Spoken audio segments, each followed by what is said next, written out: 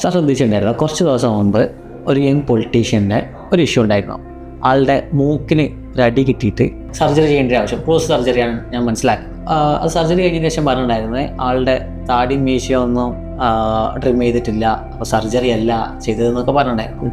അപ്പോൾ as A plastic surgeon അതിൻ്റെ ഒരു ക്ലാരിഫൈ സാറൊന്ന് എന്താണെന്നുള്ളത്. എനിക്ക് നിങ്ങൾ ഉദ്ദേശിച്ച ഇൻസിഡൻറ്റ് കേട്ടാൽ മനസ്സിലായി. അപ്പോൾ as A facial plastic surgeon എൻ്റെ ഒരു പെർസ്പെക്റ്റീവ്, ആ ഒരു സർജറി ക്ലോസ് സർജറി ആയിരുന്നു. ഞാൻ മനസ്സിലാക്കുന്നത് വെച്ചാൽ ആളുടെ മൂക്കിൻ്റെ എല്ല് പൊട്ടിയിട്ടുണ്ടായിരുന്നു, ഫേഷ്യൽ ബോൺ ഫ്രാക്ചേഴ്സ് ഉണ്ടായിരുന്നു. ആ പൊട്ടിയ എല്ല് പഴയ പൊസിഷനിലേക്ക് കൊണ്ടുവരാൻ ചെയ്തത്. അതൊരു ക്ലോസ്ഡ് സർജറിയാണ്, പുറമേക്ക് കട്ട് വരാത്ത രീതിയിൽ സർജറിയാണ്.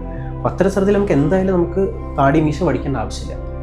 ഇനി ബാക്കിയുള്ള ഫേഷ്യൽ സർജറീസിൽ ആൾക്കാർ ചോദിക്കാൻ നമ്മുടെ താടി പഠിക്കണം, മീശ പഠിക്കണം, ഫേഷ്യൽ ഹെയർ പഠിക്കണം എന്ന് ചോദിക്കാറുണ്ട്.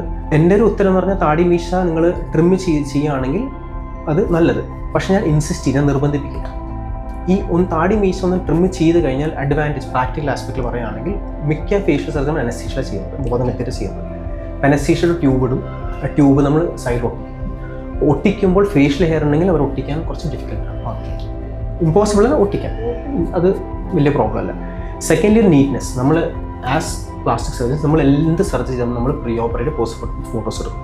ആ ഫോട്ടോസ് നീറ്റ്നെസ്സിന് വേണ്ടിയിട്ട് നമ്മൾ പറയും നിങ്ങളൊന്ന് നീറ്റായിട്ട് വരണം, നീറ്റ് ആൻഡ് ടൈഡി ആയിട്ട് വരണം. അപ്പോൾ നല്ല അൺകെംപ്റ്റ് ഡേർട്ടി ഹെയർ ഒക്കെയാണ് നമ്മളൊന്ന് വൃത്തിയിൽ വന്നാൽ നമ്മുടെ പിക്ചേഴ്സ് നമുക്ക് കുറച്ചും കൂടി നമുക്കൊരു നിങ്ങളുടെ ആ ഏത് ഭാഗം ഓപ്പറേറ്റ് ചെയ്യുന്ന അതിൻ്റെ ഫീച്ചേഴ്സും കുറച്ച് ബെറ്റർ ആയിട്ട് മനസ്സിലാക്കാൻ പറ്റും.